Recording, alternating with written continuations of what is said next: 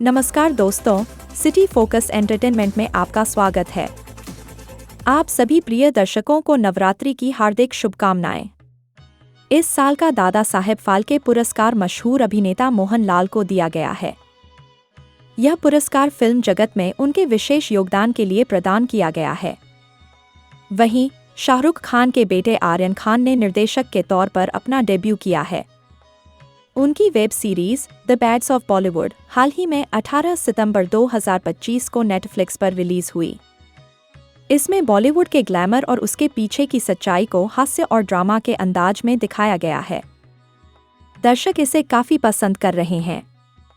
बात करें the trial season 2 की, तो कहानी पहले सीजन के 3 महीने बाद शुरू होती है।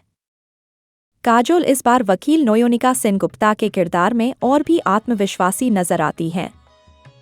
हालांकि उनकी निजी जिंदगी अब भी उतार चढ़ाव से भरी है। पति राजीव जिशु सेनगुप्ता से रिश्ते तनावपूर्ण हैं और बेटियां घर के कलह से जूझ रही हैं। इसी बीच साउथ से आई फिल्म मिराय 2025 सुर्खियां बटोर रही है। यह एक तेलुगु सुपर हीरो और फैंटेसी एक्शन फिल्म है जो हिंदी में भी उपलब्ध है। फिल्म में तेजा सज्जा और मांचू मनोज मुख्य भूमिकाओं में हैं। कहानी रामायण और अशोक की रहस्यमयी 9 किताबों पर आधारित है। रोमांच और एक्शन से भरपूर यह फिल्म दर्शकों को बेहद पसंद आ रही है।